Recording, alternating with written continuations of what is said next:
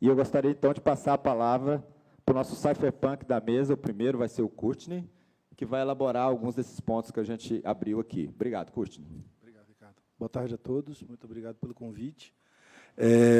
Confesso que a área de direito é meu ambiente estranho, né? Eu sou economista, matemático e pessoal de engenharia de sistemas, e leis, para nós, são coisas meio estranhas, porque, como os matemáticos, a gente acredita em coisas meio objetivas, né? Ainda mais uma área de civil law como é o Brasil. Basicamente, o que o Ricardo falou, o que a gente chama de revolução tecnológica não é uma revolução tecnológica, é uma revolução social. Começou nos anos 80 e começou por uma tribo muito fechada de matemáticos especialistas que leram muita ficção científica, muitos livros antigos, e o primeiro deles veio de 1932, chama Admirável Mundo Novo. E, naquela época, a gente tinha um debate muito grande se quem venceria o cenário distópico seria o Aldous Huxley ou o George Orwell. O George Orwell que escreveu o livro que chamava 1984.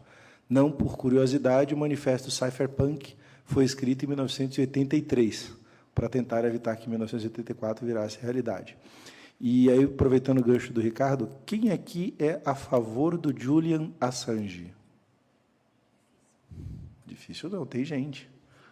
Muito bem, estamos do mesmo lado. Quem aqui sabe quais são as 3 instituições mais detestadas pelos millennials? Nessa ordem: governo, bancos e o Estado de Direito. E não é porque eles são jovens, rebeldes, como eu fui nos anos 80, e, para quem é mais velhinho aqui de Brasília, o rock de Brasília é o rock rebeldia, né? Estava vindo para cá hoje com a minha sócia, que era um pouquinho mais nova do que eu, e ela não conhecia a música Brasília, da Prairie Hood. Isso é o hino da minha adolescência, de 1983. Então, essa geração, ela cresceu com um armamento diferente que nunca foi dado às gerações revoltadas. E esse armamento era a tecnologia. Então, quando hoje a gente vê, de 2008, o nascimento do Bitcoin, isso são várias tecnologias muito antigas e eles começaram a ser modelados em 83. O que a gente chama de movimento cypherpunk? Eu vou abalar as estruturas de uma coisa que eu acho que não é confiável, e aí é o gancho do Ricardo, que é a estrutura social e geopolítica atual. Então, o movimento cypherpunk acredita piamente que toda a estrutura de governo do mundo é corrupta, que é um câncer, e isso está destruindo o mundo. Isso é o que motiva essas pessoas. Segundo, eles acreditam piamente que a maneira mais dura de você atacar qualquer forma de poder é a forma pela qual o poder se estabelece de uma maneira antropológica. E, na atual sociedade de consumo, o poder se estabelece pelo poder econômico. Então, esse é o grande motivador de se estar criando uma quase que economia paralela e a prova de governos. Esse é o grande motivador das criptomoedas, foram assim que elas nasceram.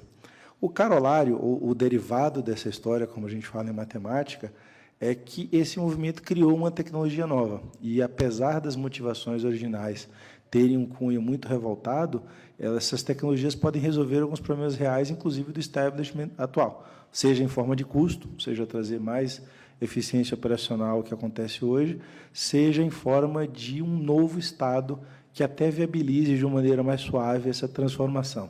Então, eu costumo dizer que todo rebelde revoltado acaba criando, sem querer, um caminho mais suave de transformação, um caminho mais pacífico, por assim dizer.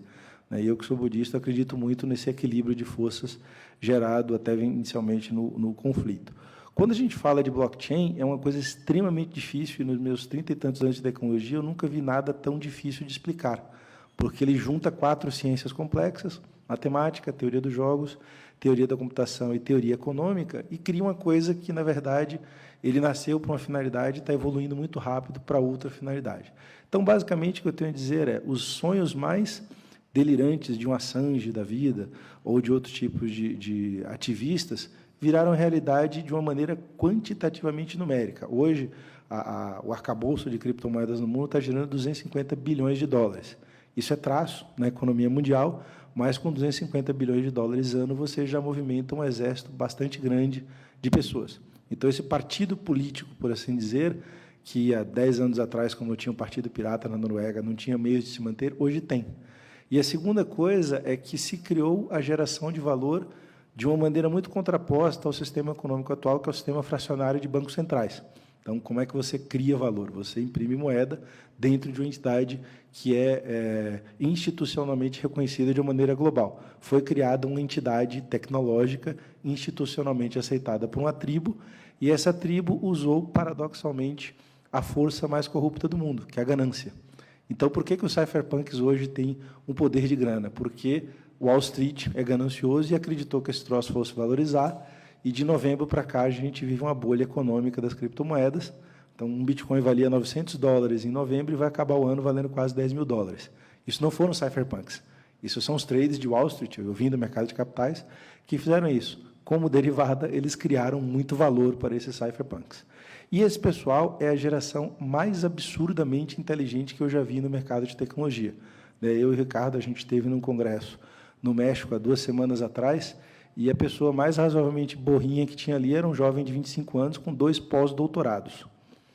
Então, esse pessoal tem uma motivação muito forte, um âmago emocional muito forte, uma capacidade intelectual muito forte, uma ferramenta de comunicação global para trabalhar juntos muito forte e, pela primeira vez na história, dinheiro para caramba.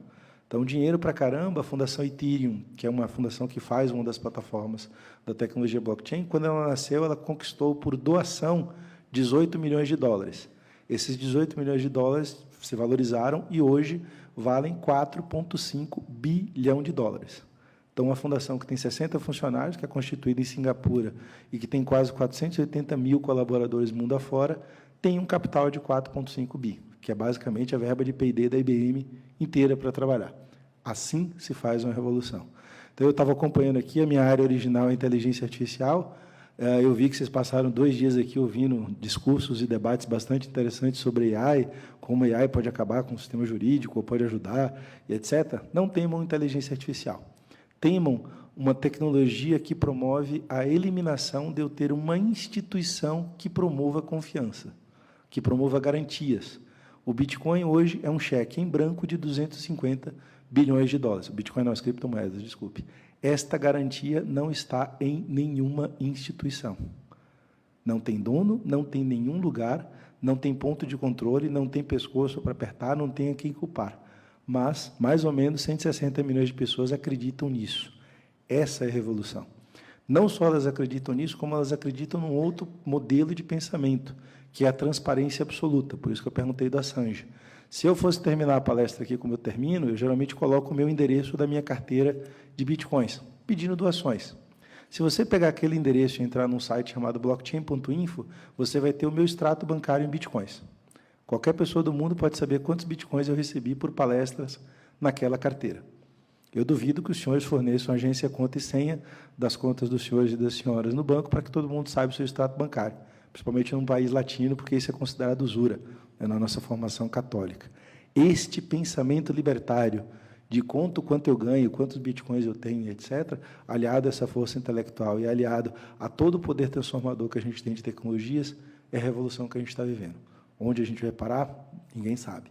Mas o que a gente sabe é as pessoas com quem a gente está lidando, as pessoas que estão fazendo essa revolução, não estão em nenhum CNPJ, não são P&D da IBM, da Microsoft, da Oracle, de empresa grande, não são P&D de nenhuma entidade de governo, mas são inteligentes, estão motivadas e têm recursos para fazer isso acontecer.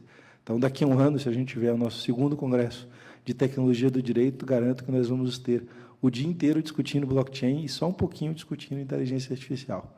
E o desafio que eu deixo para os senhores é entender que smart contracts não são nem smarts, nem contracts. Os smarts, na verdade, terão que ser os senhores, os advogados. E os contracts, eles não serão leis, eles serão bondings sociais. Esses bindings sociais que têm que ser feitos, a gente vai voltar lá para Hammurabi. E aí é o que eu costumo brincar com a minha sócia. O direito está dando boot. Ele está recomeçando do zero de novo. Então, todos vocês perdendo o emprego e ganhando o melhor emprego do mundo novamente. Então, esse desafio tecnológico, ele vai gerar, na verdade, um desafio de Estado de Direito global, pela primeira vez. Boa sorte.